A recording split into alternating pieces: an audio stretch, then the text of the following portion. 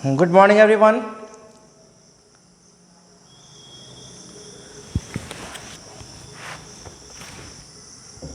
One most important notice for you that our school has decided to conduct your examinations, and it will start from 2nd of July.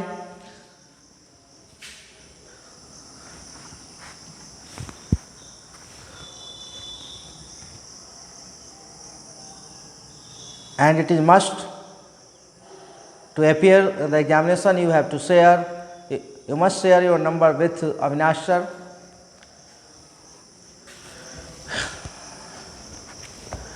आपका जो exam है 2 तारीख से start हो रहा है और यह एग्ज़ाम मोबाइल के माध्यम से, मोबाइल फ़ोन के माध्यम से होगा। और जो है इस एग्ज़ाम में अपीयर होने के लिए आपका जो नंबर है, व्हाट्सएप नंबर, इसको अविनाश सर के साथ शेयर करना आपको ज़रूरी है। लगातार जो है ये सूचना मेरे द्वारा दी जा रही है। जो लोग क्लास कर रहे हैं वो इस मेरी बात को सुन रहे हैं, जो क्लास नहीं कर रहे हैं तो उनको भी ये बात जो है इमिडिएटली, जो आपके आसपास के बच्चे हैं, जो आपके पास के हैं, ये नहीं कि दूर जाके, मैं नहीं कह रहा हूँ कि आप दूर जाके कहो, जो आपके आसपास के बच्चे हैं जिनको आप अच्छी तरीके से जानते हो और बहुत नज़दीक के बच्चे हैं, उनको आप ये बात बताएंगे कि आपका एग्ज़ाम स्टार्ट होने वाला है 2 तारीख से। आज 27 है, यानी कि आपके पास 3 या 4 दिन बचे हुए हैं। तो यह इम्पॉर्टेंट है। जिनको आप जानते हैं, जिनसे आपकी बातचीत होती है, उनको आप ज़रूर जो है ये मैसेज दें, ठीक है। और इसके लिए आपको जो आंसर शीट स्कूल के द्वारा दिया जाता था, वो आंसर शीट आपको खुद से अरेंज करना है ना।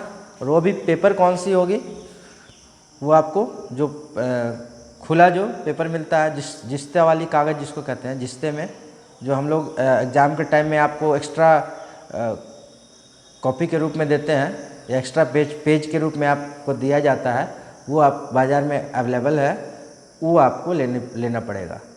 तो आप जो है उसको मार्केट से, स्टेशनरी के दुकान से जाके ख़रीदें, गार्जियन को बोले ख़रीद के ला दें, और उसी में आपको आंसर लिखना होगा, ठीक है। क्वेश्चंस हमारे द्वारा सेंड किया जाएगा, हम टीचर्स के द्वारा, और आपको आंसर उसी में लिखना है और फिर सेंड करना है ना। इमीडिएटली सेंड करना है। किसी तरह की अनफेयर मीन्स की कोशिश नहीं की जाएगी आपके द्वारा, ऐसी उम्मीद करते हैं हम, ठीक है।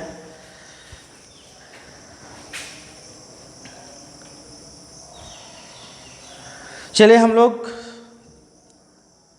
हमारा रिवीजन क्लास चल रहा है और first and second chapter already revise कराया जा चुका है। एंड आज हम लोग थर्ड चैप्टर को देखते हैं शॉर्ट में।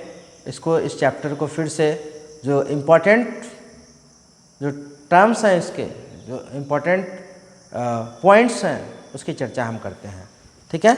तो आपका चैप्टर क्या है? क्लाइमेट है ना। थर्ड चैप्टर है, क्लाइमेट है, रिवीजन कराना है। अब जानते हैं रिवीजन का मतलब कहता है जो इम्पोर्टेंट चीज़ें हैं उसको एक बार फिर से थोड़ा सा एक्सप्लेन करना, ताकि कन्फ्यूज़न अगर कोई है तो दूर हो जाए और आपकी तैयारी भी अच्छे से हो जाए। और एग्ज़ाम जो आपका एग्ज़ाम जो स्टार्ट होने वाला है, उसके लिए आपको बुक पढ़ना बहुत ज़रूरी है। चैप्टर्स को अच्छे तरीके से लाइन बाय लाइन मैं कहूँ कि रीड करना ज़रूरी है। और आप क्वेश्चन आंसर जो आप रट लेते हैं, एग्ज़ाम में रट के आते हैं, तो है ना, उससे वो बेहतर तरीका नहीं होता है। पहले भी मैं बोल चुका हूँ, अभी तो खैर ऑनलाइन की बात आ रही है या फिर घर बैठे एग्ज़ाम की बात आ रही है। जब आप स्कूल में आते थे, जब आप एग्ज़ाम देते थे, तब भी मैं इस बात को कहा करता था कि क्वेश्चन आंसर रट के आना जो है और लिख लेना, ये बेहतर तरीका नहीं है, कि अच्छे स्टूडेंट्स की निशानी नहीं है। उसी बात को मैं दोहरा रहा हूँ कि अगर आपको अच्छा स्टूडेंट्स बनना है, अच्छे मार्क्स लाने के साथ साथ नॉलेज होना ज़रूरी है, तो उस नॉलेज के लिए आपको चैप्टर्स रीड करने होंगे। और ख़ासकर अभी जो है आपको चैप्टर्स रीड किया हुआ ही आपके एग्ज़ाम में काम आएगा। क्वेश्चन आंसर रटा हुआ आपके एग्ज़ाम में काम नहीं आने वाला है। ये बहुत ही इंपॉर्टेंट बात मैं बोल रहा हूँ, इसको ध्यान में रखेंगे, ठीक है। चलिए हम लोग स्टार्ट करते हैं रिवीजन क्लास। क्लाइमेट, जब हमने चैप्टर पढ़ाया था, आपको क्लाइमेट के बारे में बताया था क्लाइमेट के जब की बात होती है तो हमारा एक और इम्पोर्टेंट टर्म आता है वेदर, ठीक है। जब पहले वेदर की बात करते हैं फिर जो है हम लोग क्लाइमेट की बात करते हैं, ठीक है। वेदर के बारे में एज अ डेफिनेशन आपको मैंने लिखवाया क्या है ये, it is the condition of atmosphere at a place over a short period of time.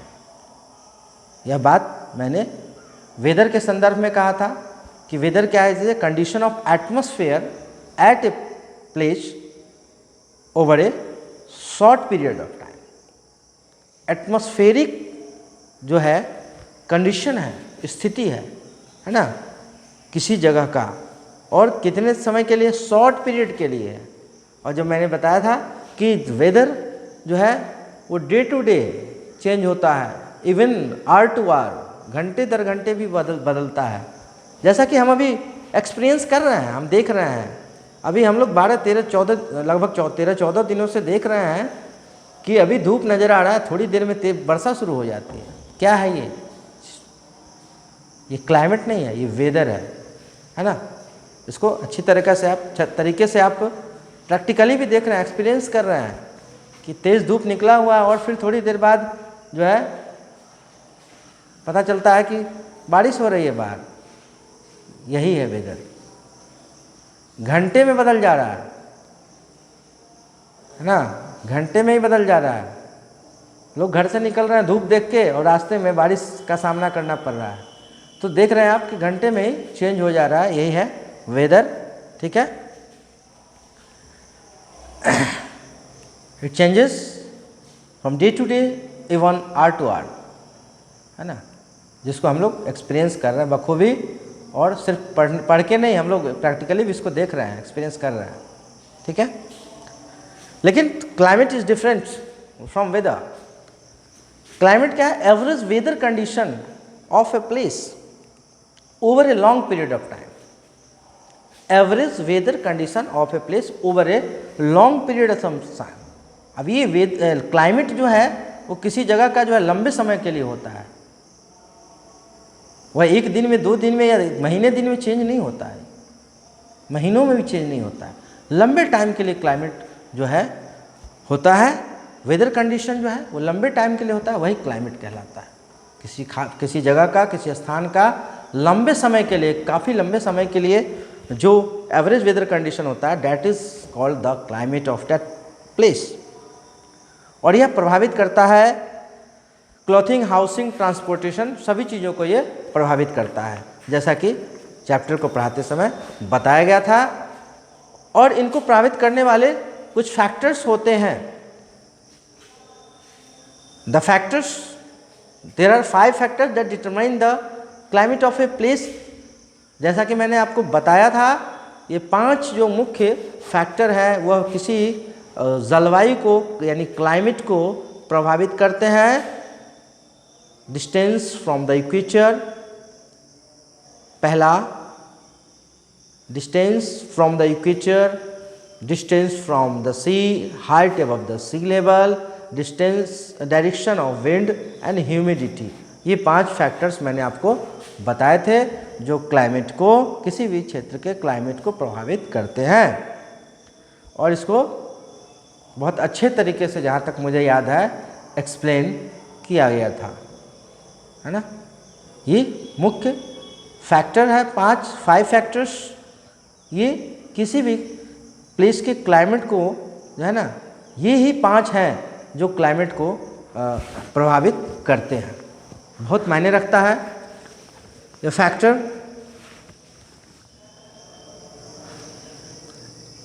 पहला आपका था डिस्टेंस फ्रॉम द इक्वेटर।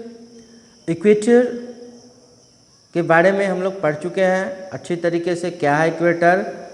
और यह यहाँ टर्म आ रहा है कि जो क्लाइमेट को प्रभावित करते हैं, इसमें पहला distance from the equator. Equator से डिस्टेंस क्या है, दूरी क्या है ना। अगर इक्वेटर के आस पास नज़दीक का रीजन है तो डेफिनेटली वहाँ का क्लाइमेट हॉट होता है ना, क्योंकि डायरेक्ट सनरेज को रिसीव करता है, ठीक है। Height above the sea level, समुद्र तल से ऊंचाई, यह भी बहुत बड़ा फैक्टर है।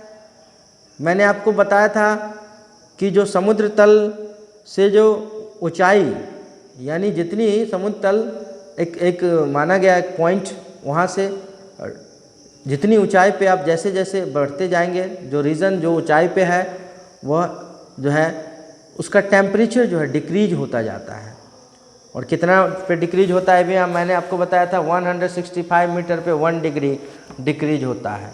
अगर ये suppose this is sea level और यहाँ का टेम्परेचर अगर मान लो 30 डिग्री है और आप जब 165 मीटर यहाँ से ऊपर जाएंगे तो टेम्परेचर ऑटोमेटिकली जो है 29 हो जाएगा, है ना। इस तरह से डिक्रीज होता है ना। एवरी 165 मीटर पे 1 डिग्री टेम्परेचर कम होता जाता है ना।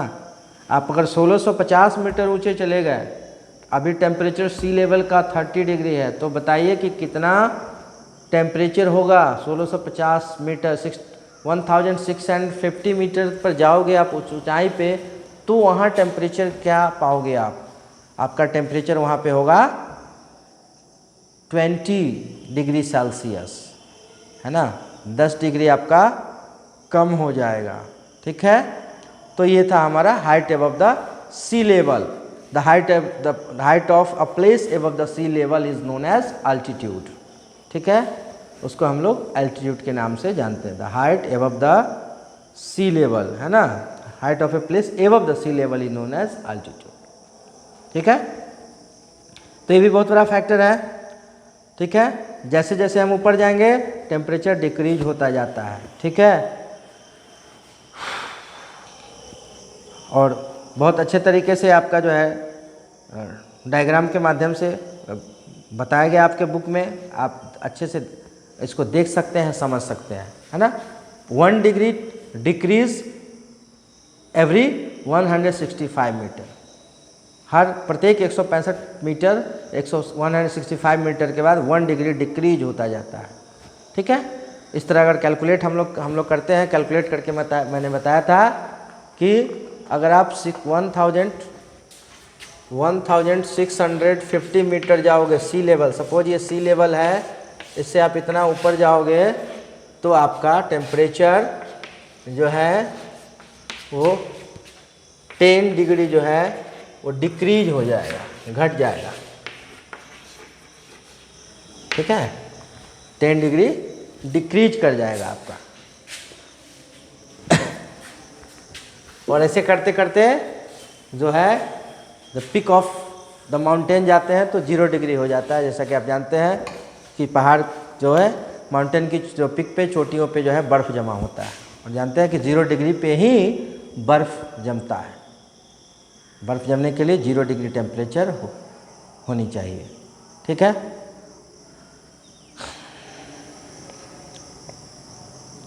तीसरा आपका था डिस्टेंस फ्रॉम द समुद्र से क्या दूरी है।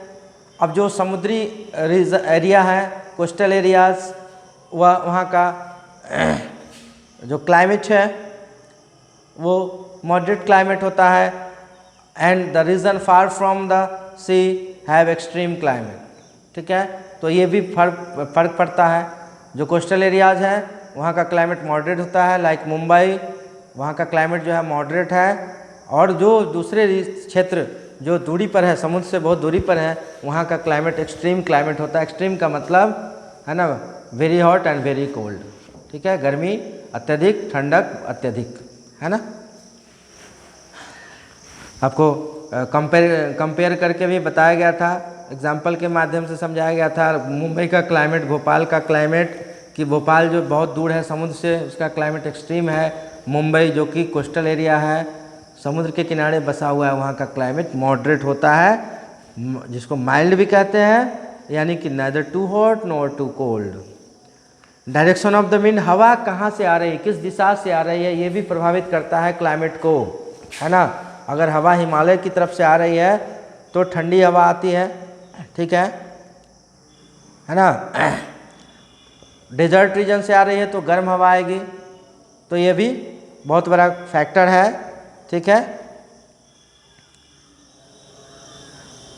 winds flowing from the hot area raise the temperature while flowing from cold areas decreases the temperature। जाहिर सी बात है, कोल्ड एरिया से अब जम्मू कश्मीर है ना, हिमाचल प्रदेश, ऐसे ठंडी जगहों से हवा आएगी तो ठंड जो है वो क्या करेगा, वेदर को ठंडा कर देगा, है ना, टेम्परेचर को कम करेगा। गर्म प्रदेश से हवा आएगी, टेम्परेचर को इंक्रीज कराएगा, बढ़ाएगा, है ना, टेम्परेचर इंक्रीज हो जाता है उस कंडीशन में, ठीक है। Sometimes wind bring moisture laden clouds, moisture के साथ जो हवा आती है, नमी लिए हुए वह जो है रेनफॉल का, वर्षा का कारण बनती है, ठीक है। तो ये बहुत बड़ा फैक्टर है कि हवा किधर से किस क्षेत्र से आ रही है, कहाँ से आ रही है, किस डायरेक्शन से आ रही है, ठीक है।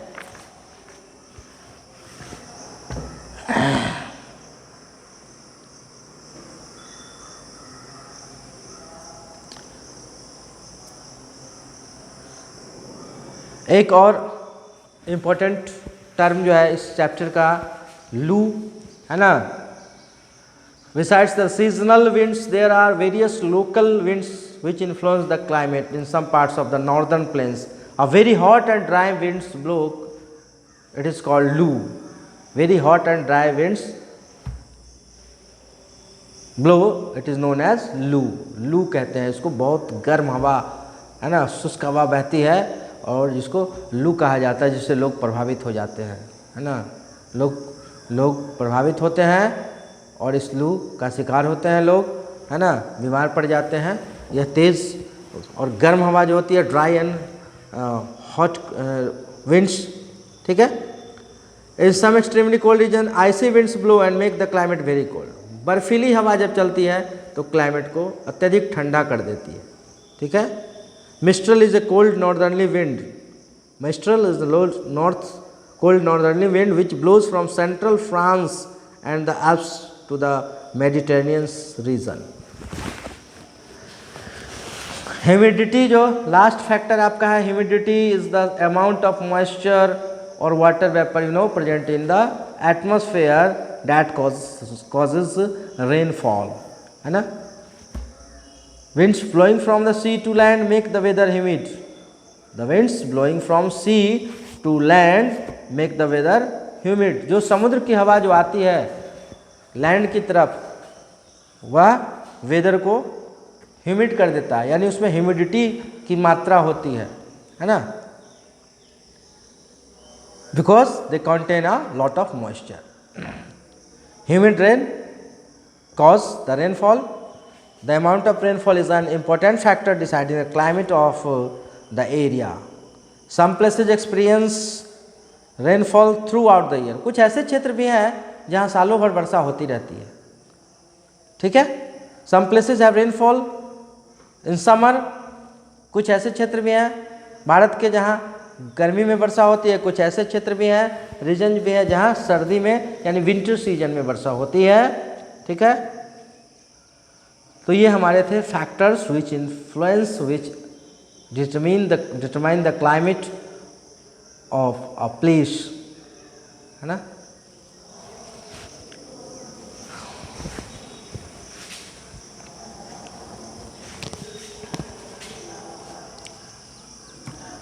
तो चलिए हम लोग आज अपने इस क्लास को यहीं पे समाप्त करते हैं, और फिर से एक बार दोहराते हुए कि आपके जो एग्ज़ाम्स हैं वो स्टार्ट होने जा रहे हैं 2 जुलाई से, from 2 July. So you must prepare for your examination, है ना। And the most important notice that you must share your WhatsApp number with Avinash sir. Okay, thank you and have a nice day.